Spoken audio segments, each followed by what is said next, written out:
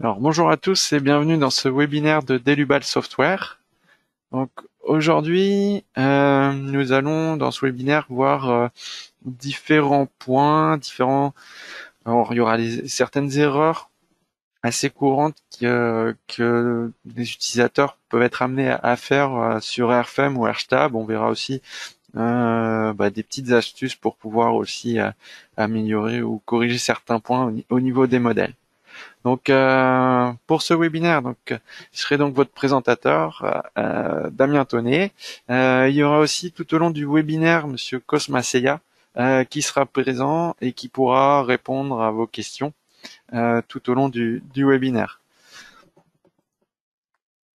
Donc, pour les questions, vous pouvez passer via l'interface de GoToWebinar et passer donc pour dans la partie questions où vous pourrez poser vos questions. Vous pouvez aussi ce tableau-là, cette fenêtre-là, venir la réduire si vous êtes sur un seul écran pour avoir une plus grande fenêtre de visualisation du webinaire. Et vous avez aussi les paramètres audio que vous allez pouvoir régler si jamais vous rencontrez des soucis au niveau du son. Dans tous les cas, si jamais vous n'avez pas le temps de poser vos questions ou si vous avez d'autres questions, vous pourrez nous les envoyer directement à la fin du webinaire à l'adresse mail info@delubal.fr et puis on pourra y répondre.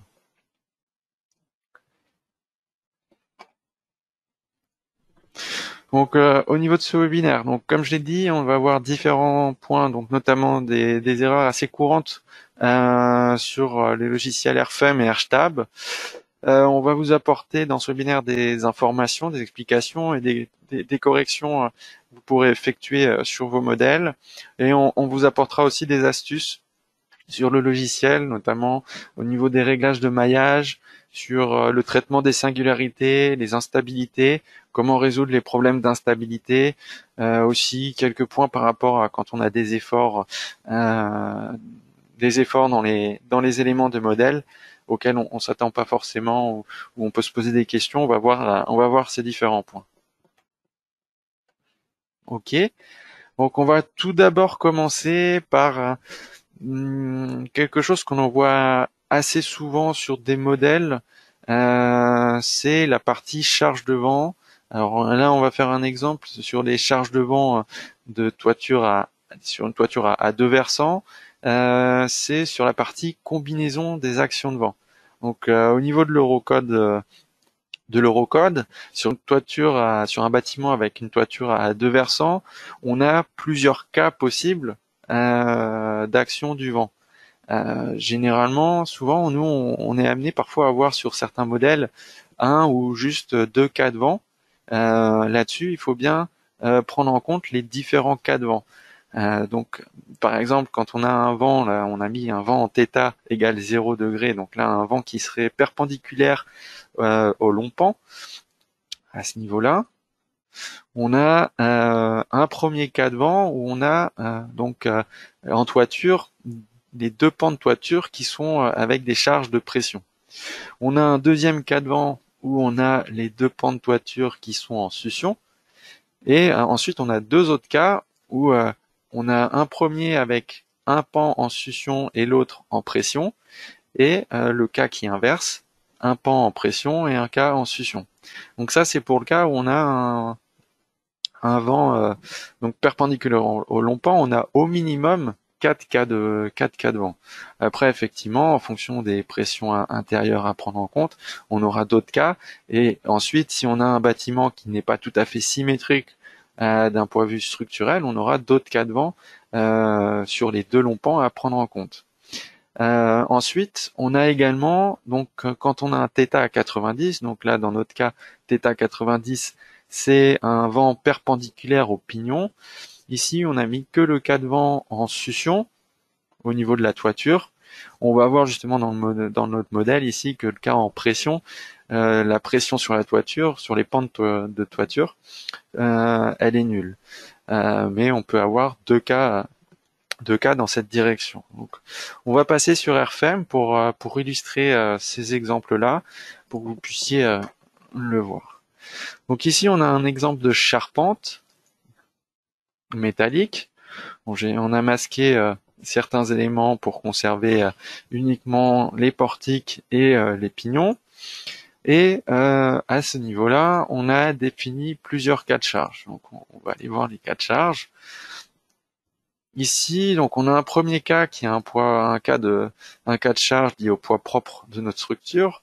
Et ici, on a 6 cas de charge qui correspondent ici à des cas de vent. Donc on a un premier cas de vent en pression avec un vent perpendiculaire au long pan, un deuxième cas de vent en succion, et puis ici nos deux cas en CC4 et CC5 qui correspondent à la configuration où on a un pan en succion, un pan en pression, et là le cas inverse. Et ici on a nos deux cas de vent de chargement quand on a notre vent perpendiculaire au pignon. Donc là on a déjà défini nos cas de charge. Et ensuite, il n'y a plus qu'à définir, à appliquer les charges. Donc pour appliquer les charges de vent, ici on peut passer, on aura plusieurs outils, on pourra passer dans Outils, et là, dans Générer les charges, on va avoir des générateurs de charges climatiques, par exemple pour les charges de neige, pour les toitures terrasses, ou toitures à un versant et toitures à deux versants. Et dans le cas qui nous intéresse ici, ce sont les charges de vent. Et pour les charges de vent, on a plusieurs cas possibles, notamment donc les cas de charge sur les voiles verticaux, les charges de vent sur les toitures terrasses, une toiture à un versant, les toitures à deux versants, et ensuite tout ce qui est voiles verticaux plus toiture. Donc là, on va pouvoir venir charger l'enveloppe entière. Voile plus toiture. Ok, donc là c'est ce que nous on a utilisé, la dernière option, et donc on va peut-être commencer par celui-ci. Et ici, donc on peut voir que on a des charges qui sont appliquées, que l'on a générées via ce générateur de charges climatiques pour le vent. Et donc ici je vais double-cliquer dessus pour qu'on puisse voir la fenêtre, comment elle se présente. Donc ici on a sélectionné l'annexe nationale de la France, on a sélectionné la zone de vent. Si jamais on ne se rappelle pas de la zone ou on a un doute sur la zone de vent de notre projet, on peut cliquer sur le point d'information pour localiser le projet. Sur cette partie-là, on peut aussi utiliser les outils Geozone Tool qui sont disponibles sur le site de Delubal Software, où là vous pouvez renseigner votre adresse et avoir tout de suite les informations sur la zone de vent, de neige et de sismicité de votre projet. Ensuite, ici, on va venir sélectionner la catégorie de terrain. Donc là, on a la possibilité de choisir la catégorie de terrain. Pareil, si on a un doute ou si on ne se rappelle plus à quoi correspondent les catégories, on peut cliquer sur le point d'information pour avoir les détails. Ok. On vient ensuite ici préciser les nœuds de la base de notre structure, donc les nœuds de contour de notre structure. Donc là, ici, vous pouvez venir les sélectionner. IJKL, graphiquement sur le modèle. Je vais le mettre à côté, comme ça. Ok. Et juste à côté, ici, même chose. On vient sélectionner la configuration de toiture. Donc toiture à deux versants. Et on vient sélectionner les nœuds de contour de toiture. À ce niveau-là, un point particulier, ce sera de faire attention au sens de saisie, à l'ordre de saisie des nœuds. C'est-à-dire qu'il faudra bien respecter que là, le nœud I que l'on sélectionne pour la base soit bien en dessous du nœud A, et pareil pour B, C, D, E, F au niveau de la toiture, que ça correspond bien à ce que l'on a ici comme petit rappel sur l'illustration ici. On va aussi préciser la hauteur de la structure, et ensuite on aura la définition des cas de charge. Donc là ici on voit qu'on a les différents cas de vent possibles lorsqu'on a un vent qui attaque sur le long pan. Donc le choix de l'orientation de l'attaque du vent, donc ici on vient la sélectionner de ce côté-là, on vient préciser sur quelle face le vent arrive. Donc là on sélectionne AB pour ce long pan. Si c'était l'autre, on serait sur DE. Et puis, quand on est en pignon, on sélectionne BCD ou EFA. Ici, en sélectionnant pour le long pan, on a 4 cas de vent possibles comme l'on a montré sur la diapo précédente. Et ici, on peut venir donc sélectionner les cas de charge qui correspondent. Donc là, une fois qu'on va valider, les différents chargements vont être générés automatiquement dans ces cas de charge-là. Alors après, si on ne souhaite pas tous les générer, on peut aussi venir en désactiver. Et si jamais vous n'avez pas créé précédemment les cas de charge, vous pouvez venir par les raccourcis ici pour venir rajouter des nouveaux cas de charge. Ok. Ici, on pourra venir activer les réglages sur la pression interne, les CPI. Et ici, on pourra venir choisir aussi pour venir désactiver des éléments, pour ne pas les charger. Ok. Et donc, si on regarde ensuite ce que l'on a ici, une fois qu'on a généré, ici, on va pouvoir voir donc les différents cas de vent. Donc ici, on a par exemple donc le premier cas de vent où on a uniquement notre vent qui arrive sur ce long pan. On a notre vent ici en pression au niveau de la toiture.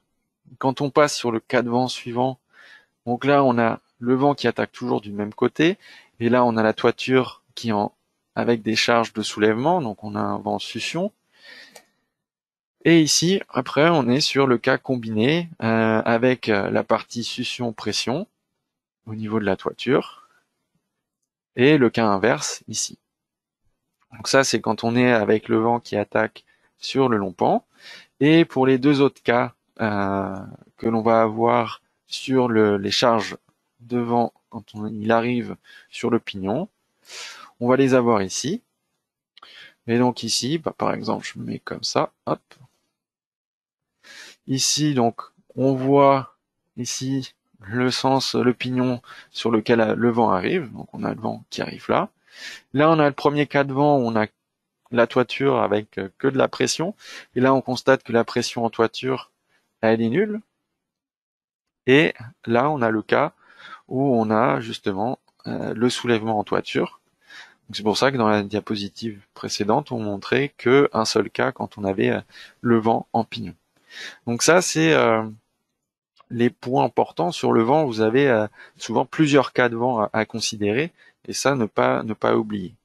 Ensuite, ici, si on veut voir les charges réparties sur les barres directement, on peut faire un clic droit sur la modélisation de la charge et venir afficher séparément, ce qui permet de voir la distribution de charge sur les barres.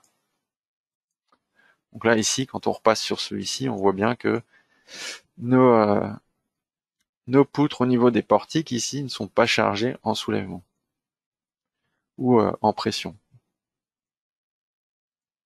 Ok. Donc voilà pour cette première partie sur la partie charge de vent à appliquer sur les structures. Le deuxième point que on souhaite vous présenter, ce sera la partie imperfection. Donc là, dans cet exemple ici, on a défini un cas de charge d'imperfection. Et pour définir les imperfections, on a plusieurs possibilités. Et ici, nous, on pourrait passer par RF Stability et RF1 pour générer automatiquement les imperfections. Ici, nous, on va passer par directement l'outil de chargement et on va définir ici une nouvelle imperfection. Alors là, on va venir appliquer nos imperfections sur nos poteaux ici. Ok, sur les poteaux qui sont sur les longs pans, au niveau dans le plan des longs pans. Donc ici, on voit que nos poteaux sont composés de 2 barres systématiquement ici. Et là, c'est un choix structurel. On a certainement après d'autres éléments qui vont venir se connecter à ce niveau. Et donc ici, nous, on va venir définir les imperfections. Donc là, je vais venir définir l'imperfection au niveau des barres. Cette partie-là, je laisse par défaut. Je vais pas venir la régler ici, mais je vais juste venir valider et venir appliquer les imperfections. Donc là, je vais faire OK. Et là, je viens appliquer les imperfections. Alors, je vais juste passer en mode peut-être affichage filaire. Et là, on voit comment sont définies les imperfections. Donc là, les imperfections sont définies sur chaque barre individuellement. Donc à ce niveau-là, si je souhaite rester sur ce réglage-là, il faudrait que je vienne réajuster les réglages pour chaque imperfection afin qu'on ait la bonne longueur de poteau qui soit considérée au niveau de l'imperfection. Donc là, ce réglage-là, cette définition telle quelle, ici ne sera pas juste au niveau de cette définition des imperfections. Donc là-dessus, on va avoir une autre possibilité. Quand on va venir définir l'imperfection, on va pouvoir venir sélectionner la liste de barres. Donc là, nous, on est plus dans la configuration d'une liste de barres, et on va pouvoir venir sélectionner directement, par exemple, ma liste de barres, c'est ces deux barres-là. Si je valide, maintenant, le réglage de l'imperfection, elle s'applique bien sur les deux barres en même temps, et c'est bien considéré comme une liste de barres. Et donc là, on aura une imperfection qui sera correcte, qui sera bien prise en compte sur la longueur totale du poteau. Donc ça, c'est la première solution. L'autre possibilité, c'est de passer par la définition des ensembles de barres. Donc là, par exemple, je vais venir sélectionner ces poteaux, ici, et je vais venir faire un clic droit dessus, et au niveau des barres, on va venir demander à créer des ensembles de barres. Là, les ensembles de barres, au niveau de la description, sont tous barres continues. On peut tous venir les modifier si on le souhaite. On va juste leur préciser que c'est ici des poteaux, donc on a déjà une liste déroulante avec des noms déjà prédéfinis. OK. Et maintenant, qu'est-ce que l'on voit? On voit qu'ici, on a une petite enveloppe qui se modélise autour de nos barres. Et donc là, maintenant, on a ces deux barres qui font partie d'un ensemble de barres. Donc pareil pour tous les poteaux que l'on a sélectionnés. Et là maintenant, au niveau de la définition de l'imperfection, on va pouvoir venir définir les imperfections sur les ensembles de barres. Et donc là, directement, on va pouvoir venir sélectionner nos ensembles de barres et appliquer les imperfections aux ensembles de barres. Et donc là, comme quand on a défini la liste de barres, ce sera bon. Sauf que là, directement, on peut sélectionner plusieurs ensembles de barres et appliquer le même réglage au niveau des imperfections. Donc ça, c'était le second point sur la définition des imperfections. Bien faire attention sur les barres que l'on sélectionne, si c'est des barres ou s'il faut passer par des listes de barres ou des ensembles de barres sur la définition et l'application de ces imperfections. OK. Sur le même principe, on va avoir à peu près la même chose sur laquelle il faudra faire attention lorsqu'on passe dans les différents modules de vérification pour les barres. Que ce soit dans les modules, par exemple RF Style EC3 pour les vérifications des poutres acier, ou le module RF Timber Pro pour le calcul et la vérification des poutres bois selon l'Eurocode 5, ou pareil pour les modules béton pour le calcul des poutres béton ou des poteaux béton. Il va falloir faire attention à ce point-là. Et donc là, si je vais dans le module RF Style EC3 par exemple, alors ici,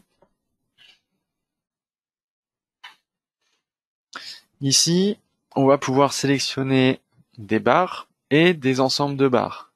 Donc là, ici, pareil, si ça, je considère que c'est mon poteau et que à ce niveau-là, je viens sélectionner un cas de charge ici et que je sélectionne mes deux barres, ici, la 46 et la 68, je fais OK.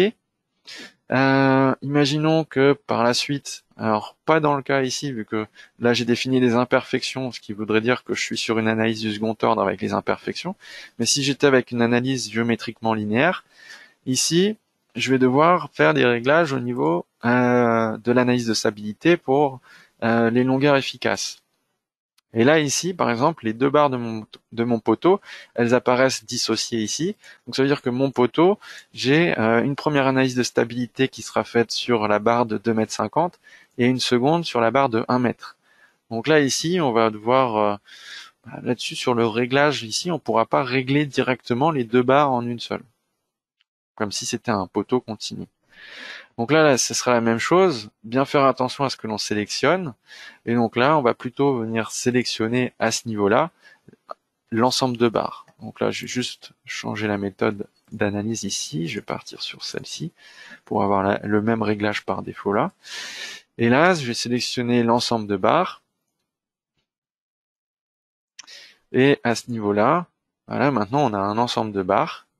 Et au niveau de l'analyse de stabilité, les longueurs de flambement ou de déversement, elles correspondent à la longueur totale, les 3,50 m. Donc s'il faut ajuster la longueur de flambement autour de l'axe Y ou Z, ou pour la partie déversement, on pourra venir directement régler effectuer le réglage sur l'ensemble de barres qui est composé des deux barres.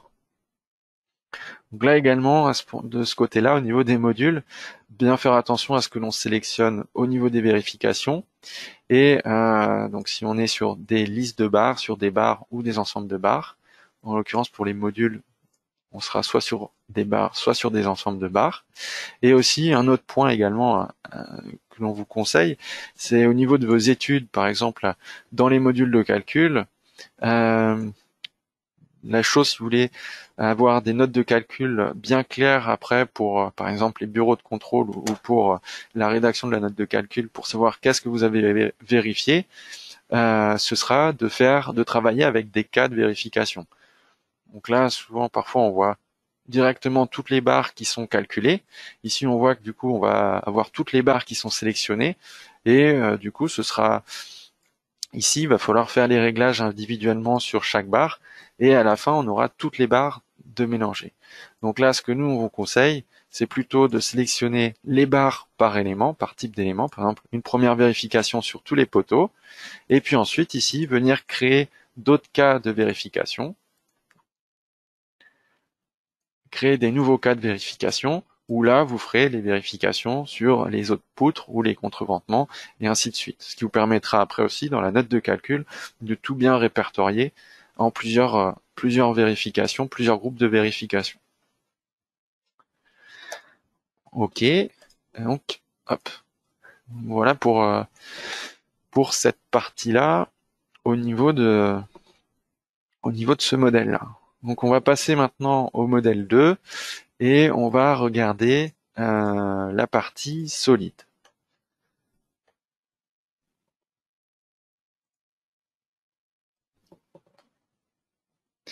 Donc notamment, on va s'intéresser ici au solide de contact. Alors la définition d'un solide de contact et la possibilité que ce solide de contact fonctionne, on a plusieurs conditions. La première, ce sera notamment pour qu'on puisse définir un solide de contact, ce sera que au niveau du solide de contact, les deux surfaces qui devront entre lesquelles on viendra définir notre solide de contact doivent être parallèles. Donc là, nos deux surfaces rouges sont bien parallèles et au milieu, on a un solide de contact qui fait la liaison entre les deux.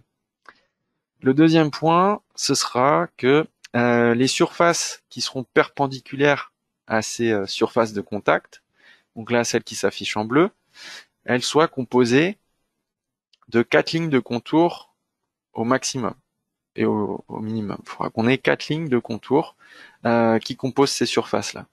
Donc là, on a par exemple deux exemples. Ici, deux configurations. On peut voir un premier où ici, on a défini un nœud qui vient couper une des lignes de contour de cette surface.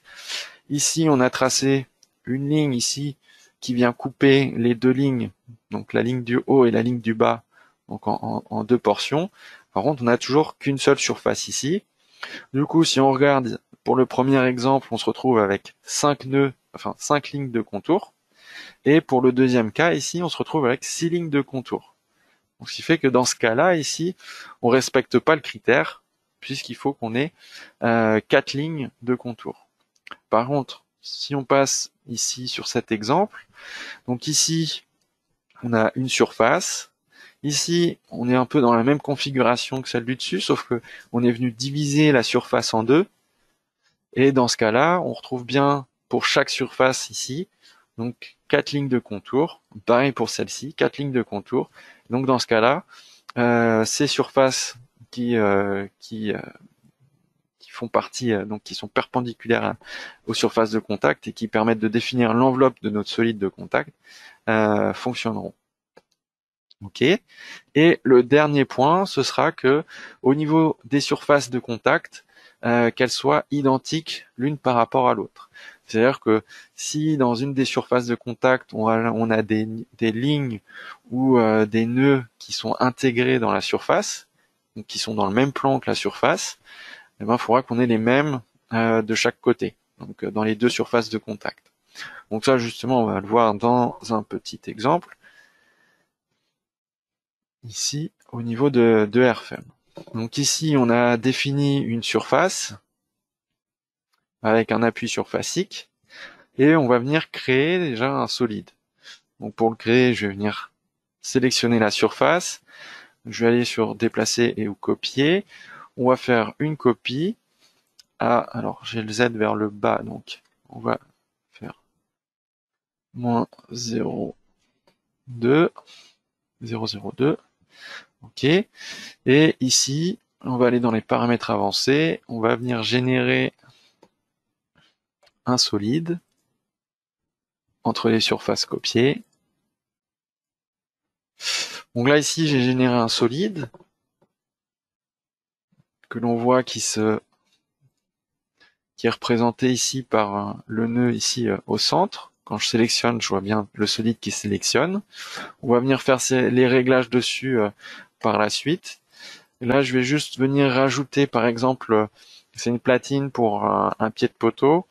Je vais venir rajouter sur cette platine un nœud ici pour venir modéliser mon poteau. Donc là, je positionne un nœud au centre. Je vais venir copier ce nœud. Donc là, on va faire une copie moins 1 mètre. Cette fois-ci, on va générer une ligne avec une barre. La barre, je vais venir créer une poutre avec une section. Par exemple, je vais chercher ici une section, par exemple un HEA 140, peu importe. Ok.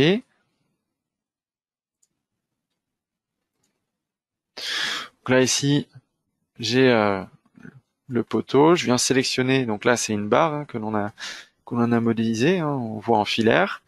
Et ensuite, je vais venir faire un clic droit sur ma barre. Je vais lui demander à générer les surfaces à partir de la barre. Donc là, on transforme la barre en élément surfacique. Et du coup, maintenant, on a ici des lignes ici qui sont intégrées dans la surface de ma platine.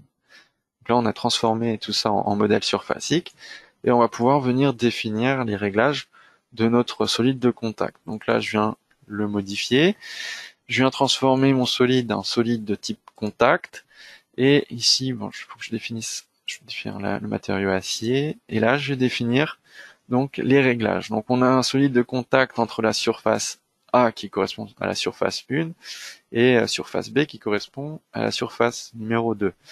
Ici, au niveau de la liaison, au niveau du contact, on va définir un échec en cas de traction, donc de soulèvement du poteau par exemple. Et ici, on va venir définir donc le contact parallèle ici entre les deux plaques, donc par exemple de la friction entre une valeur ici, et je valide.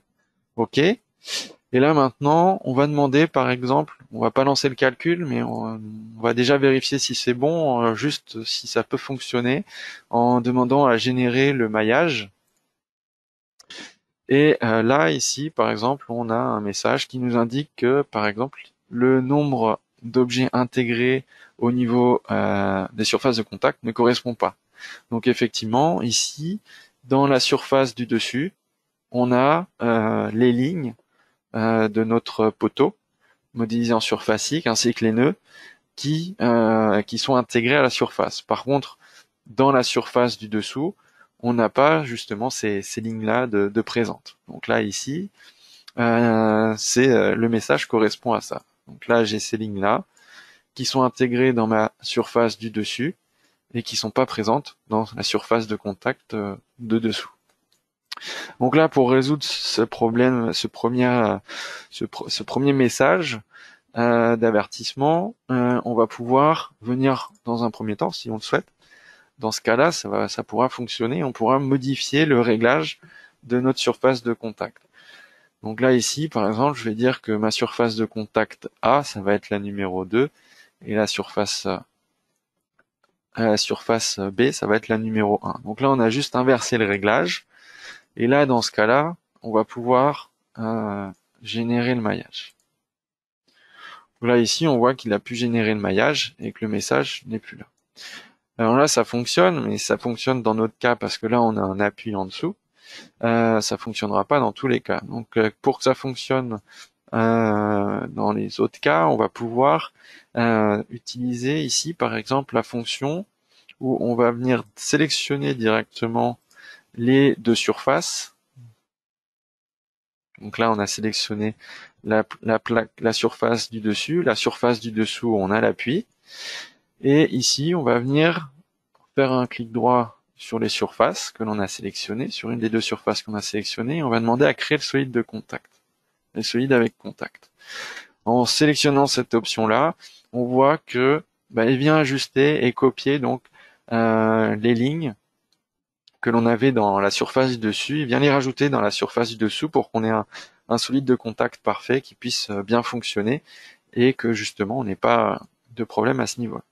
Donc là ici il nous a défini ça, il a recréé le solide de contact, donc je viens juste modifier les réglages pour redéfinir l'échec en cas de traction et si je veux la friction.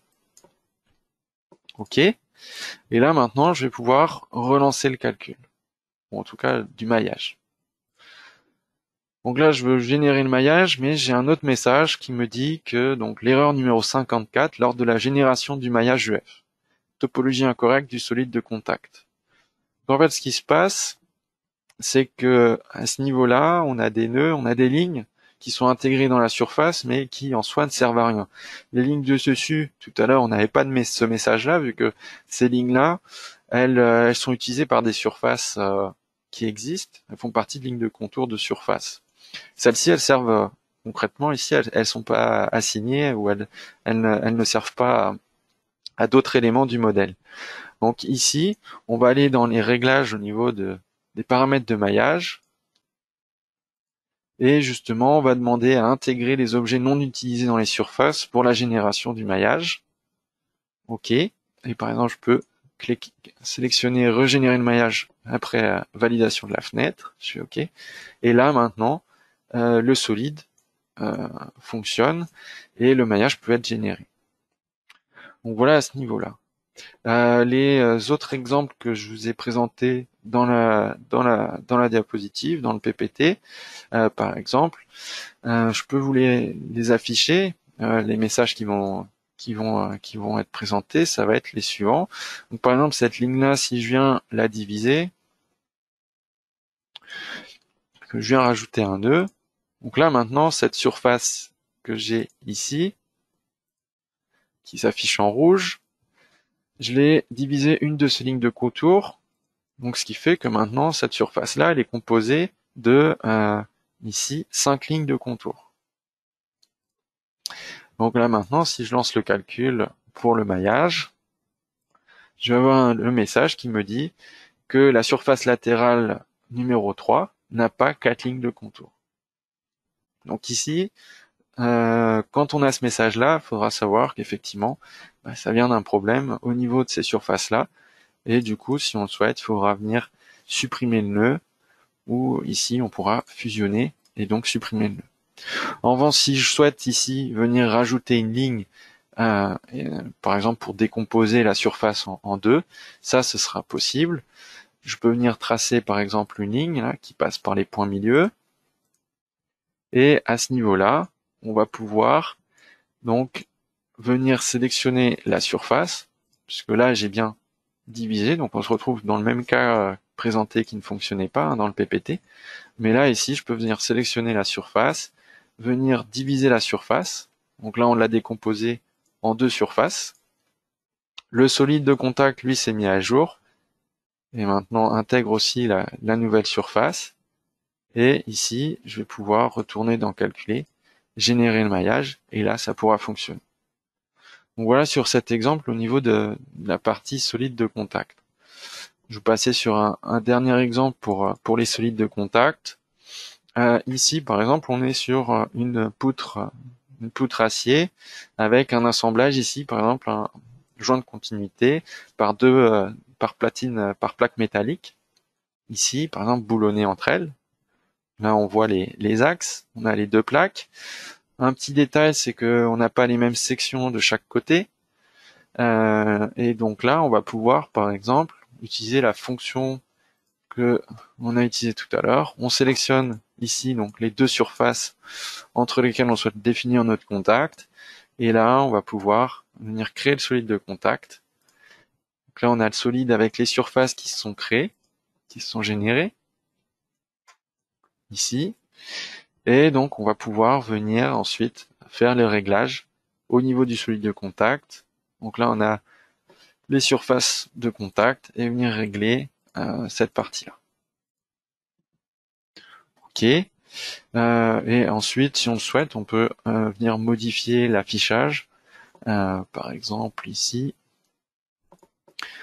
Donc là, ici, on a nos surfaces standards. Je peux peut-être les changer pour qu'on puisse les revoir ici. Donc là, on a bien nos surfaces, nos plaques acier ici. Et puis là, ici, au milieu, c'est juste des surfaces qui seront utilisées pour le solide de contact pour faire l'enveloppe de ce solide de contact. OK. Et puis ensuite, on pourra lancer le calcul et voir le comportement du solide de contact.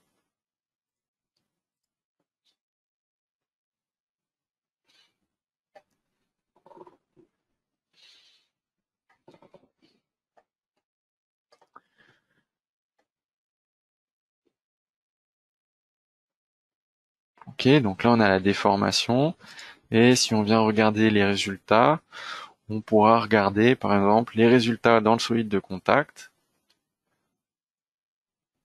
Et là on peut voir, on affiche les contraintes sigma z. Donc là on voit les zones de contact ici de compression au niveau du solide de contact. OK. Puis après on peut poursuivre l'analyse. Donc voilà sur la partie solide de contact à ce niveau-là. Le point suivant, ce sera tout ce qui est maillage EF.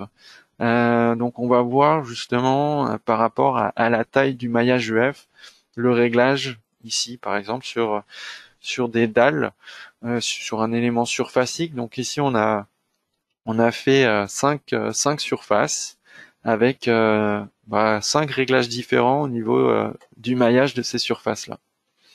Bon, je vais juste masquer les résultats. Et là, ici, donc on voit bien le maillage au niveau de nos surfaces. Donc là, on a un maillage global que l'on a défini à 1,50 m ici, c'est celui que l'on a ici. Et puis pour les autres surfaces, on est venu définir des raffinements de maillage spécifiques pour chaque surface. Donc ici, un maillage à 75 cm, 50, 25 et 10 cm. Donc ici, la taille du maillage a un rôle important dans la qualité et la qualité des résultats que l'on va obtenir. Donc ici, on va pouvoir voir justement sur la précision aussi de nos résultats. Donc si j'affiche les résultats, ici on est sur les efforts, les moments MY dans nos surfaces. Donc on voit que c'est assez similaire hein, au niveau de nos surfaces. On voit juste que là la bande est plus large ici au niveau de nos efforts qui se trouvent entre 30 kN mètre par mètre ici. que celle où on a un maillage très large. Donc on a des résultats qui sont déjà plus précis dans le petit maillage. Et donc là, ensuite, on peut regarder également les résultats dans les éléments finis directement. Donc là, on va aller dans les réglages d'affichage au niveau des résultats pour nos surfaces. Ici. Et on va regarder la distribution. On va changer la distribution et on va regarder la distribution des efforts constants aux éléments. Et là, qu'est-ce qu'on constate? On constate que dans nos éléments, si on fait cette distribution constante aux éléments, et ben en fait, ce modèle-là, on n'a que 8 éléments finis qui composent notre surface. Et on a ici, si on affiche les résultats, voilà, ici on a 4 éléments avec des valeurs de 30,54. Juste à côté, on a des éléments avec une valeur de 13,88. Donc on a quand même un saut important entre les résultats. Si on regarde sur les autres, là ici on a encore des variations qui semblent assez importantes. On commence à être un peu plus raisonnable sur le maillage à 50. Et puis bien sûr, quand on est sur le 25 ou 10 cm, on aura déjà des critères déjà de résultats de meilleure qualité et plus précis.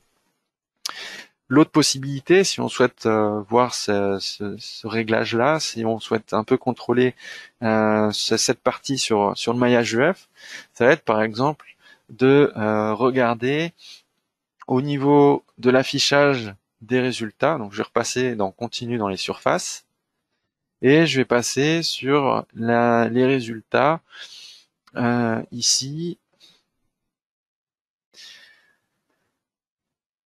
Hop. Donc là on est la distribution ici et on va regarder le type d'affichage. Et ici, on va pouvoir, par exemple, isoler juste cette surface. Et là, je vais faire l'affichage des différences. Et là, qu'est-ce qu'on constate? On constate que avec l'affichage des différences, on a par rapport aux efforts max et min que l'on affiche ici, et par rapport aux efforts que l'on a à chaque extrémité d'un élément fini, là, on a des variations qui sont de 77%. Pour ces éléments-là. Là, on est à 23%. Donc là, on voit que ce maillage-là, déjà, clairement, il est déjà pas suffisant, pas suffisamment petit, et que là, on a une mauvaise précision dans nos résultats. Donc, il y a cet outil-là aussi qui pourra être utile si on souhaite contrôler justement la qualité de notre maillage au niveau des résultats. Donc je vais juste revenir sur le maillage. Hop, ici. Et ici, si j'affiche cette surface-là ou cette surface-là, ici, on va voir que au niveau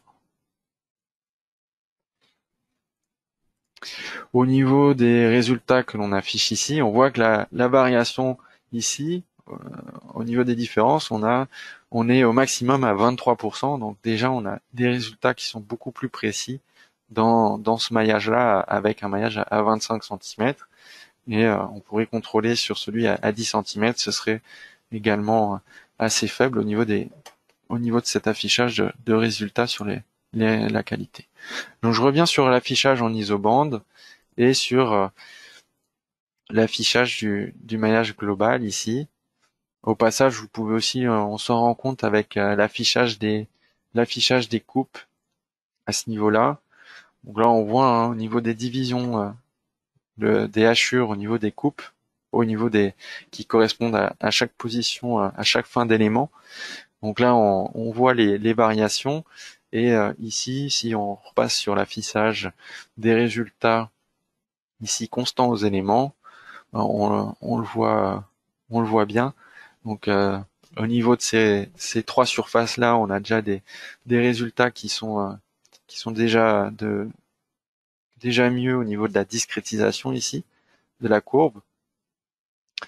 Bien sûr, si on part sur celui-ci, ce sera le meilleur. en comparaison à ces deux-là où on a ici pas suffisamment d'éléments pour cette surface-là. Donc là-dessus, bien faire attention à la taille du maillage au niveau de notre modèle. Et pareil, il se peut effectivement que sur un modèle, on ait défini un maillage global qui pourrait convenir pour la majorité des surfaces, mais que l'on ait des surfaces de plus petites dimensions. Et dans ce cas-là, pour celle-ci, n'oubliez pas à ce moment-là de définir des raffinements de maillage pour ces surfaces-là. OK.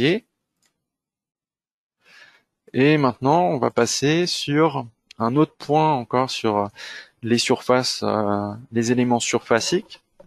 Ça va être par exemple les points de singularité. C'est-à-dire que lorsque l'on a des points où on se retrouve avec des efforts assez importants, des pics d'efforts au niveau de nos surfaces. Donc pour obtenir ce résultat-là, je vais venir rajouter des appuis. Donc ici, je vais venir rajouter un nœud au milieu de notre surface. Je vais venir créer un appui. On va libérer les translations dans le plan, ici. Et à ce niveau-là, je vais venir aussi rajouter, on pourra le regarder après, on va déjà créer ça.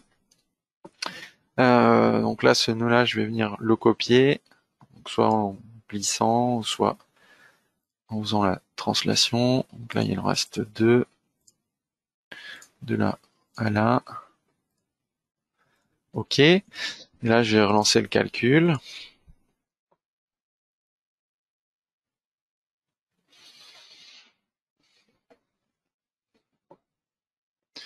OK. Et donc ici, on a les résultats au niveau de notre modèle. Alors je vais juste repartir dans l'affichage, continue dans les surfaces à ce niveau-là. Donc là on voit qu'on a un pic au niveau de la zone d'appui. Alors dans ces zones-là, pour qu'on ait des résultats plus précis, on va devoir définir des raffinements de maillage. Alors, là on va s'intéresser uniquement à ces cas-là. Ici, on va devoir venir définir donc des raffinements de maillage. Donc là je vais venir sélectionner les nœuds. Et je vais venir ajouter,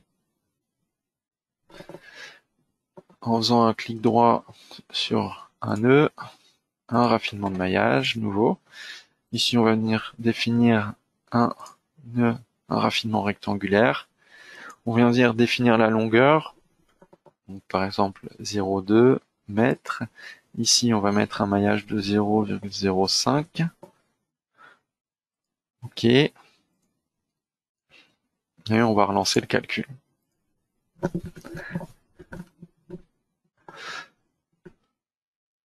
OK. Donc là, dans la zone, on se retrouve avec la même définition de maillage au niveau de l'appui. Et on voit qu'ici, on a un pic au niveau des résultats. Donc pour ces pics-là, c'est ce que l'on appelle ici les singularités.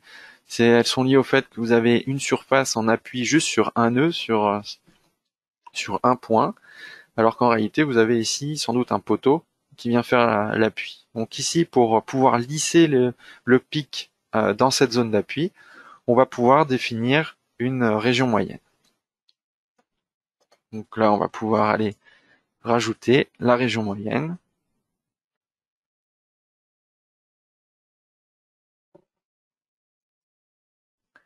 Donc on va aller dans Résultats, Nouvelle région moyenne.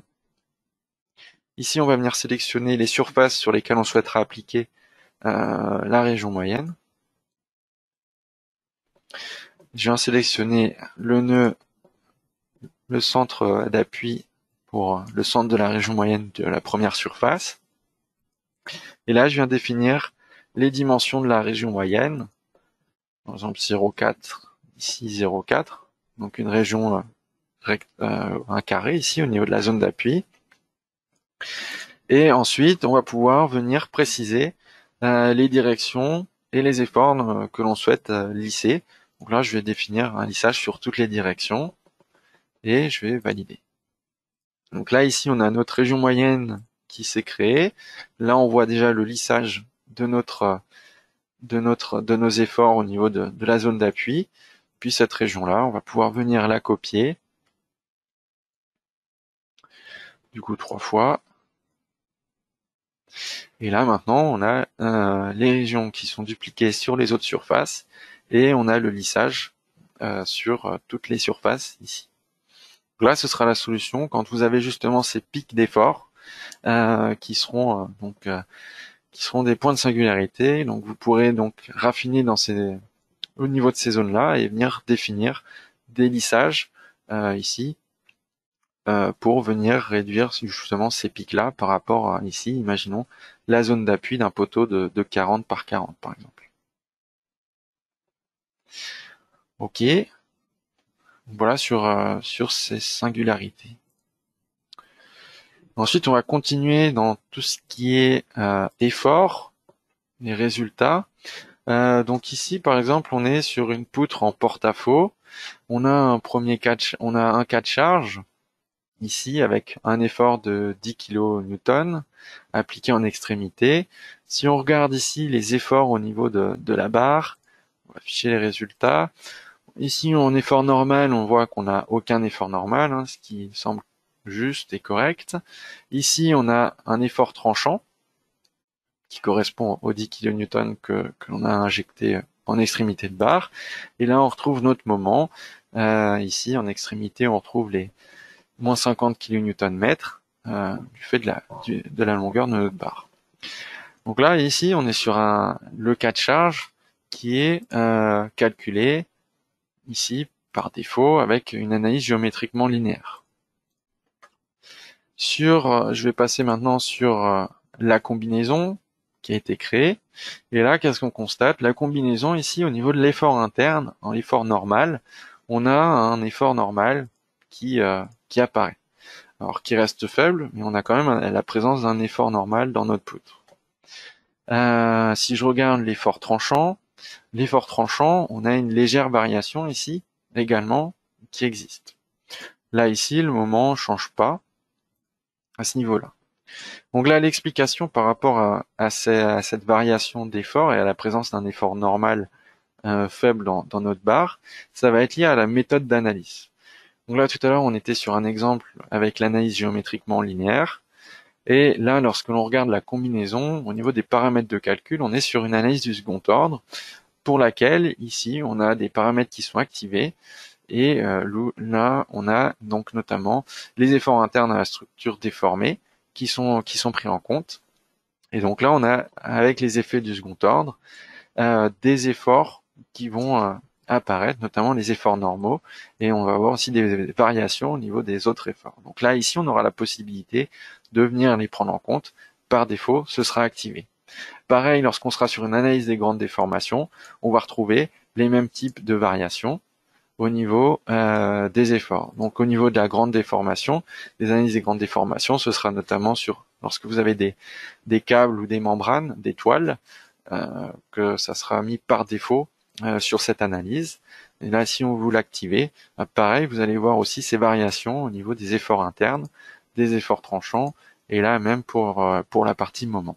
Donc c'est des variations assez faibles, mais elles vont exister.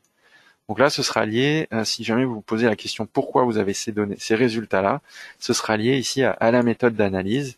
Donc soit du second ordre, soit des grandes déformations. Ok. Toujours sur ces efforts, on va regarder l'effet des excentrements de barres. Donc là, on a deux portiques identiques, à l'exception que ici, on a une poutre qui est, si on se met en filaire, donc là, on a nos poteaux avec notre poutre qui est bien positionnée à son axe neutre et positionnée directement en tête de poteau. Donc on a cette configuration-là. Et de ce côté-là, on a défini un excentrement, par exemple, pour aligner la face supérieure de notre poutre, la semelle supérieure, avec l'extrémité des poteaux ici. Donc ici, on a défini un excentrement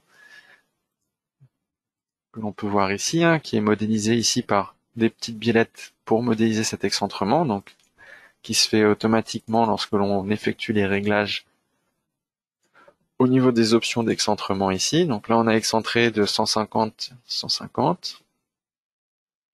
mm de chaque côté. On a aussi la possibilité de faire des réglages selon les sections en référence à d'autres éléments également. Et là, lorsque l'on regarde les résultats, effectivement, entre les deux cas, on va avoir une petite variation, des variations au niveau des efforts. Et cette variation d'effort, elle sera liée justement aux excentrements. Donc là, ce que l'on regarde, c'est les moments. Donc là, notamment, au niveau des moments, on aura effectivement au niveau des poteaux et de la poutre, une différence dans ces efforts, dans ces moments, qui sera liée aux excentrements. Donc là aussi, la prise en compte des excentrements sera important et dépendra aussi des conditions, des hypothèses que vous souhaitez prendre en compte au niveau des modèles. Donc là, par exemple, quand vous avez des pannes sur la charpente, vous pouvez les excentrer et ça aura également des effets du coup sur la charpente du dessous. Donc là, ça permet ces excentrements-là de se rapprocher de la configuration réelle de notre structure. Ok. Et on va voir un dernier point par rapport aux excentrements, ce sera lorsque vous avez des surfaces et des barres qui vont travailler ensemble. Donc ici, on a modélisé directement une surface avec une barre dans le même plan que la surface. Et là, si on lance le calcul, bon là, on a les résultats. On voit que la surface donc reste au milieu, au milieu de notre barre. Au niveau du comportement, la déformation, elle est identique entre la partie surface et la partie poutre. Si on regarde les efforts au niveau des moments, on a un moment au centre MY de 89,8 kN/m. Ok. Et si on regarde le BZ, on a également un effort tranchant qui est présent. Ici, on va faire une variante où on va venir excentrer la barre. Donc, je viens sélectionner l'ensemble, puis je viens faire une copie ici. Et à ce niveau-là, on va venir excentrer la barre par rapport à la surface. Donc là, on va venir définir l'excentrement. On va venir aligner la semelle supérieure de la barre au niveau de la face inférieure de notre surface. Et donc ici, on a notre poutre qui est excentrée et alignée en dessous. Ok. Donc déjà, juste cet effet-là va avoir un effet sur les résultats et on va avoir donc des résultats, des efforts et un comportement, des déformations qui vont être différentes entre les deux modélisations. Donc ici, si on regarde, déjà au niveau des résultats de la barre, entre les barres, si on regarde les moments, on n'a déjà pas les mêmes moments entre les deux barres. Ok, si on regarde les efforts normaux, ici on n'avait pas d'effort normal. Ici, vu que elle se compensait, ici on a notre poutre qui est tendue en dessous, et donc on a un effort normal dans notre poutre. Par contre, ce que l'on va constater, c'est que maintenant la surface ici, elle va travailler, elle va être comprimée quand on regarde ici. Donc on a l'élément de la surface qui travaille en compression et celle-ci qui va travailler en traction, la poutre qui va travailler en traction. Donc là, si je regarde les efforts NY, en comparaison à celle-ci, ici on voit que quand on regarde l'effort NY, on a une zone ici en compression. Ok. Celle-ci, ici on peut également regarder les contraintes de base de la surface. Et si on regarde sigma Y plus ici, qui correspond au côté positif, donc par rapport au Z positif ou Z négatif, si on regarde ici, on pourra regarder alors sigma Y plus ici, on pourra contrôler aussi les comportements et on voit que celle-ci, donc elle travaille, on a des contraintes plus faibles que celle-ci. Et si on regarde Y- également, on va voir des efforts plus faibles dans la surface ici. Donc là, si on souhaite faire travailler les deux éléments ensemble, on aura effectivement un résultat plus proche de la réalité avec cette configuration-là. OK. Et l'autre possibilité, ce sera de venir définir une raideur pour faire une liaison entre la poutre et la surface. Donc là, on va pouvoir venir sélectionner ces éléments-là.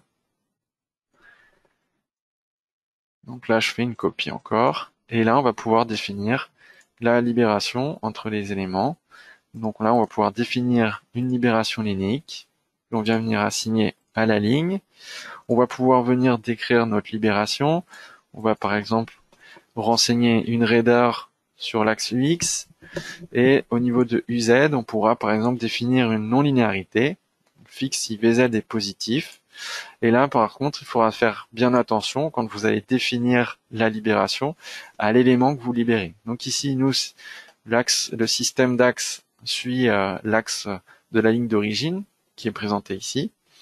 Et ici, nous, ce que l'on va définir, c'est que c'est la poutre qui vient supporter la dalle et non pas l'inverse. Donc dans ce cas-là, il faudra bien libérer la surface. Si vous libérez la barre, ce sera comme si vous aviez la surface qui elle portait la barre. OK. Et OK.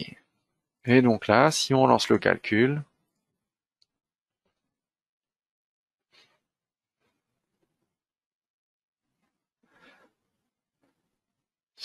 ici maintenant, on va avoir également, donc si on regarde les efforts normaux, là on voit que la barre elle travaille un peu moins. On va avoir les moments MY. Donc là, il travaille différemment vu que là on a une raideur entre les deux. Donc là, on aura la possibilité de travailler avec cette définition des libérations linéiques et de consulter ensuite les efforts dans la libération. Et donc là, on pourra voir par exemple l'effort normal que l'on a dans la liaison ici le long de la ligne, c'est-à-dire l'effort tranchant qu'on a entre la dalle et notre poutre. OK. Voilà à ce niveau-là par rapport aux efforts et aux excentrements des barres.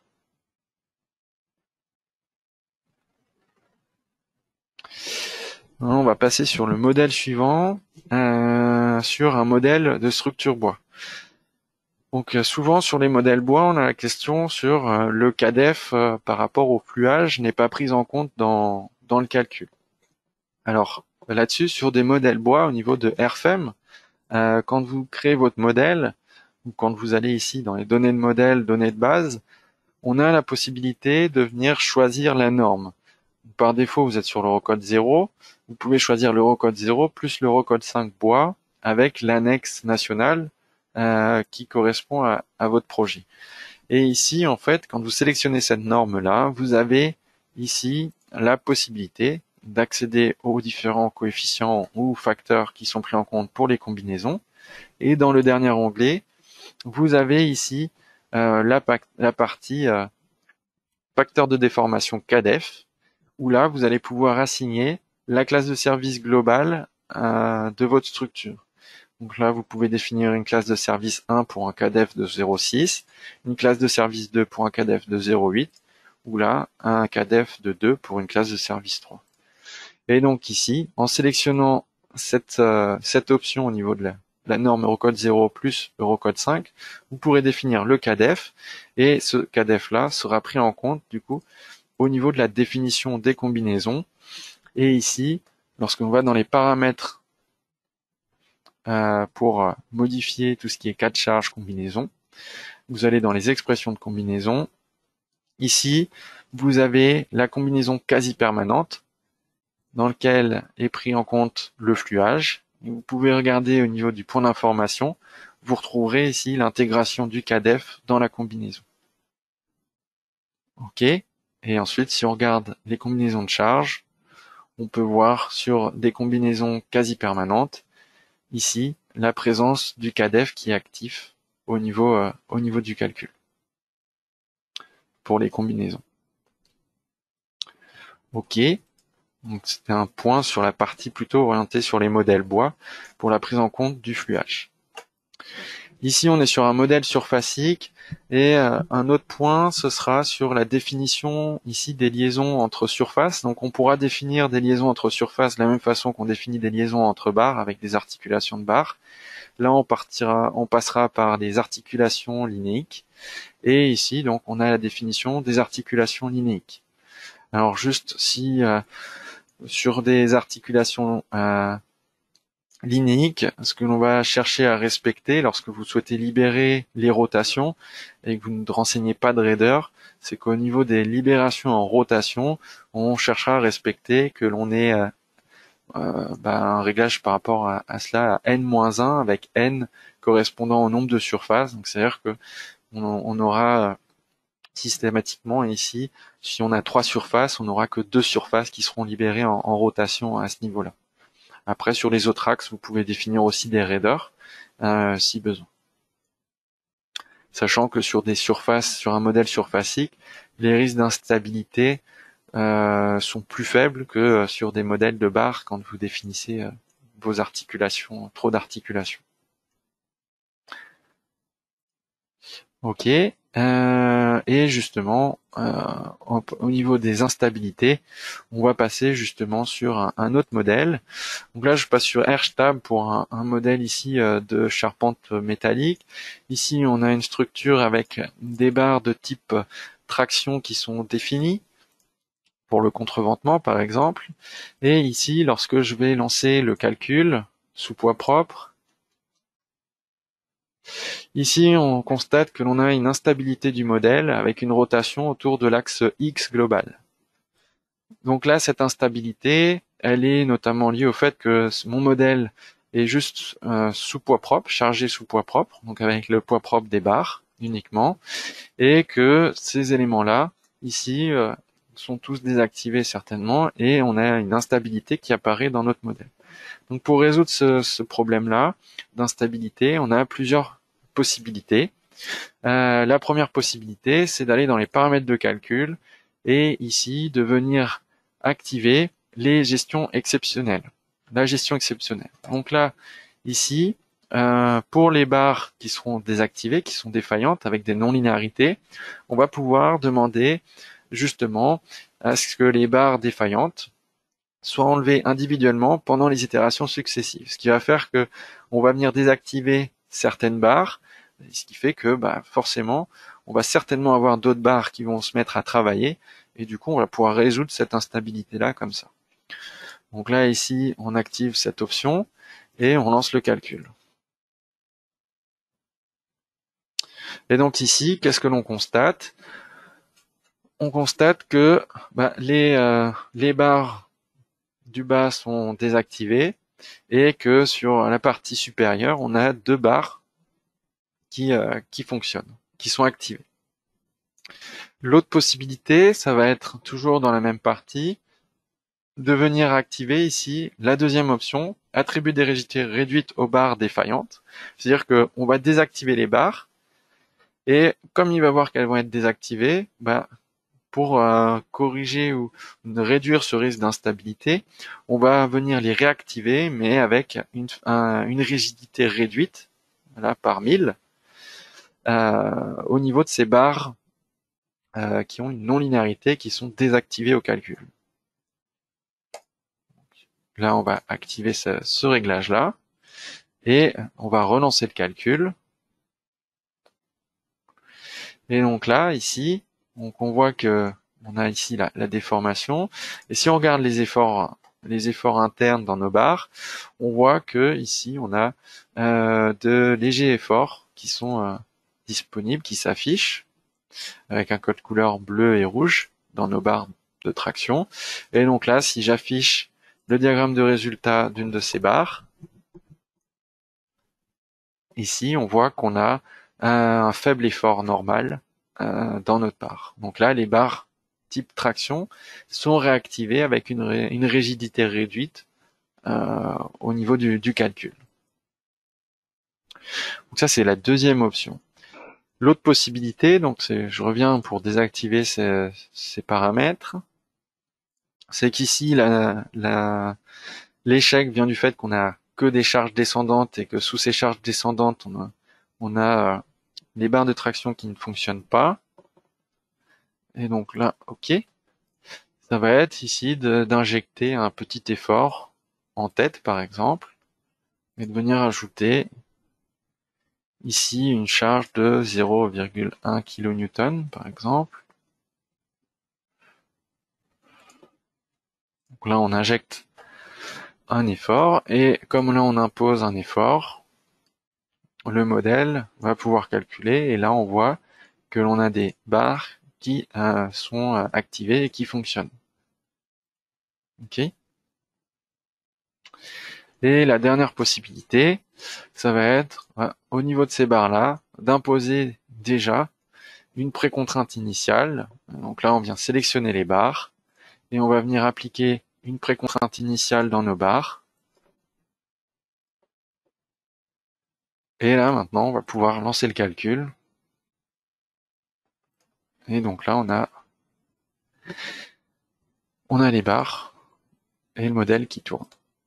Et on n'a plus d'échec au niveau du modèle. Donc on a différentes possibilités justement pour ces risques d'instabilité au niveau d'un modèle comme ceci, si vous avez ce cas-là sur un cas ici, par exemple, de poids propre ici, qui apparaît. OK. On va passer sur d'autres exemples au niveau des instabilités. Là, ici, on est sur un modèle, par exemple, que vous pouvez avoir importé un modèle d'un logiciel de dessin, et vous pouvez peut-être avoir des légères imperfections liées au modèle de dessin. Donc là, je vais lancer le calcul pour voir. Et ici, il va détecter ici une instabilité dans la direction X au niveau du calcul. Donc là, il me pointe la zone. Là, si je sélectionne, qu'est-ce que je constate? C'est que j'ai deux nœuds ici qui me proposent à sélectionner. Donc ici, on peut zoomer. C'est des choses qui peuvent arriver effectivement quand vous récupérez des modèles d'un logiciel de dessin où la modélisation n'est pas forcément parfaite et où il peut y avoir des petites imperfections justement sur la position des nœuds. Et là, qu'est-ce que l'on constate? On a des nœuds qui sont très proches les uns des autres, mais la liaison n'est pas faite. Donc là, notre poteau ne vient pas récupérer la liaison avec la poutre de notre portique. Donc là, pour résoudre des erreurs qui seraient des imperfections liées à des imports, on a différents outils.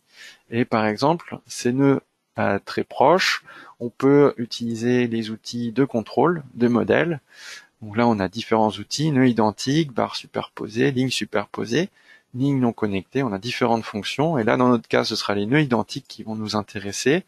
Et là, vous allez pouvoir renseigner donc une valeur de tolérance au niveau de, de la recherche, vous validez, et là on pourra vérifier justement par rapport à la tolérance si on a des nœuds qui sont proches et ensuite contrôler.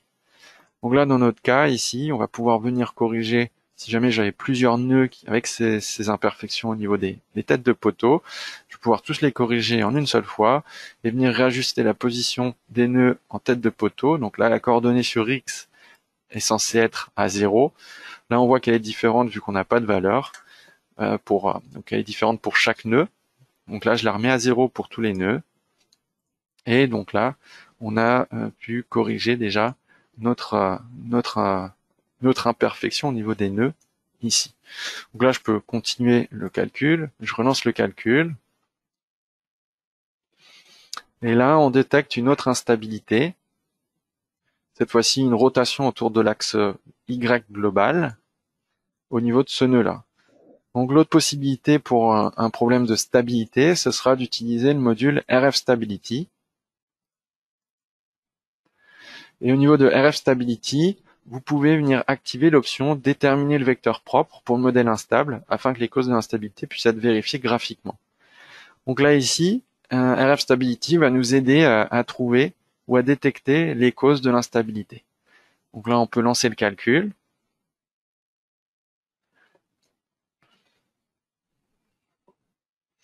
OK. Et là maintenant il nous affiche En fait, ce qui se passe, c'est que le problème vient de ce portique-là. Donc on voit que on a des rotations possibles, certainement, et en fait, quand on regarde, on constate que sur notre modèle, on est venu sans doute par erreur, rajouter des articulations à certains endroits. Donc là, par exemple, on constate que au niveau du jarret, on a rajouté une articulation, et également au niveau du fêtage. Et donc là, comme on a toutes ces articulations-là, au niveau de notre modèle, on a cette instabilité-là qui apparaît vu qu'on est aussi articulé et rotulé en pied. Donc là, je vais juste venir modifier pour qu'on ait les mêmes réglages que les autres portiques sur celui-ci. Je vais encastrer les barres et je vais relancer le calcul.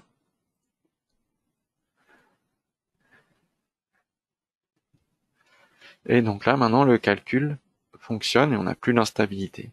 Donc, une autre possibilité sur les problèmes de stabilité, c'est d'utiliser le module RF Stability qui pourra vous aider justement à détecter et résoudre ces problèmes d'instabilité au niveau de vos modèles.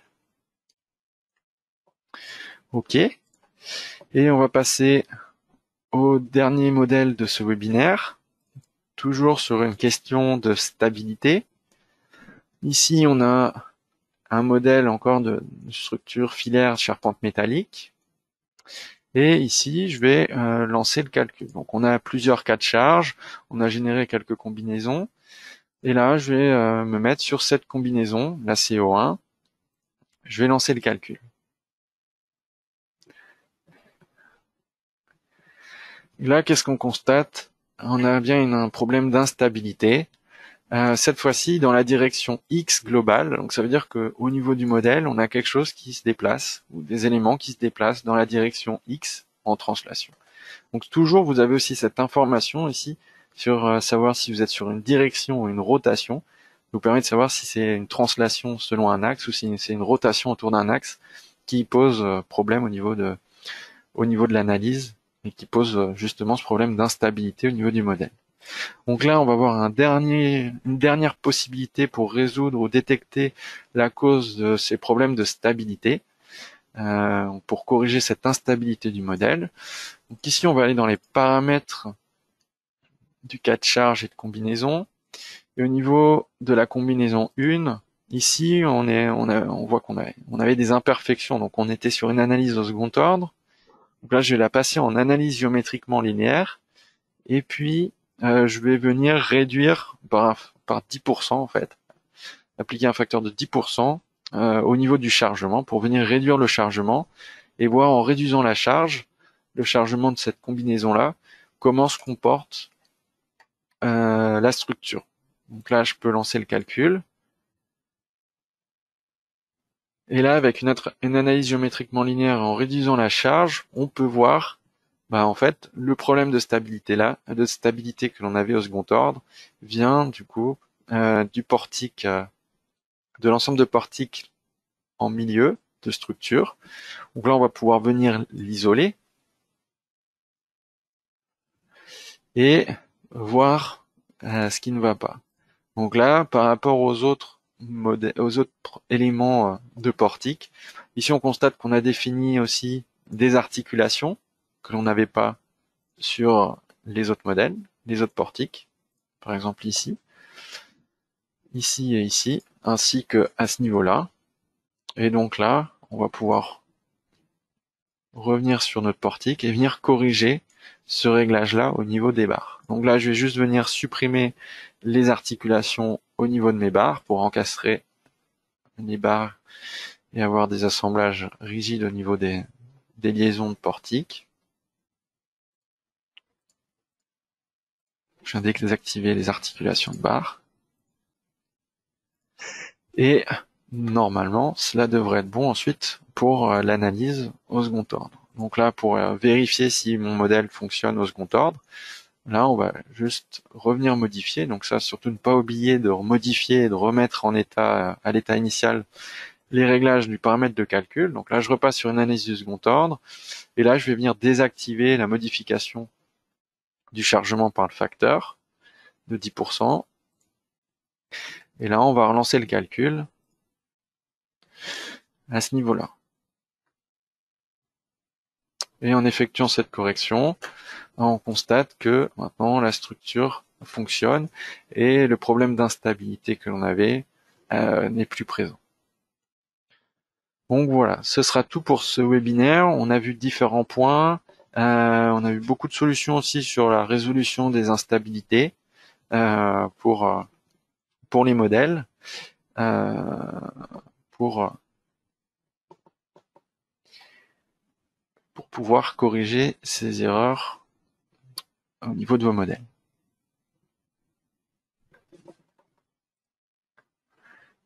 Ok. Donc ce sera tout pour ce webinaire. Si vous souhaitez avoir plus d'informations, vous pouvez vous rendre sur le site de Delubal Software. Vous allez retrouver plusieurs services, plusieurs outils en ligne gratuits, notamment les outils GeoZone Tool, où là vous avez du coup les cartes de neige, de vent et de zones de sismicité. Qui seront sur le site de Delubal Software. Vous avez également accès à une bibliothèque avec les propriétés de section pour avoir les informations sur les propriétés de section disponibles sur le site. Vous retrouverez aussi des choses intéressantes et très importantes à consulter qui sont les FAQ et les bases de connaissances qui pourront vous aider sur notamment si vous recherchez des informations spécifiques sur par exemple des structures en béton ou des structures métalliques ou sur différents points, vous allez avoir des articles qui vont traiter de différents sujets, que ce soit du calcul, ou de l'analyse sismique, de la vérification normative. Vous avez également sur le site de Delubal Software une bibliothèque de modèles à télécharger. Aujourd'hui, on a plus de 1000 modèles référencés sur le site que vous pouvez télécharger et utiliser pour voir comment ils sont créés. Vous avez accès à toutes ces données-là sur le site gratuitement. Vous pouvez également consulter nos chaînes YouTube ou retrouver sur notre site internet les bibliothèques de vidéos avec nos webinaires et également d'autres vidéos, donc des vidéos tutoriels ou des vidéos d'information sur les différents outils de Delubal Software. Vous retrouverez aussi la boutique en ligne si vous avez besoin d'informations sur des tarifs ou pour passer des commandes, vous avez accès à la boutique en ligne directement sur le site de Delubal Software. Et vous retrouverez bien évidemment sur le site également la possibilité de télécharger la version d'essai, donc les versions d'essai de nos logiciels, que ce soit Airfem, Airstab ou Shepsyn ou Craneway, pour les tester. Si vous avez besoin de plus d'informations, vous pouvez également nous contacter par téléphone au numéro indiqué ici ou par mail directement à info@delubal.fr. Également, si ce n'est pas déjà fait, je vous invite à vous inscrire à notre newsletter sur le site de Delubal Software pour pouvoir être tenu informé de nos prochains événements, de nos prochaines sessions de formation ou de nos prochains webinaires. Donc sur le site de Delubal Software, vous pouvez, sur la page principale, vous pouvez vous rendre ici pour vous inscrire à notre newsletter si ce n'est pas déjà fait. Donc je vous remercie pour votre attention et je vous dis à bientôt.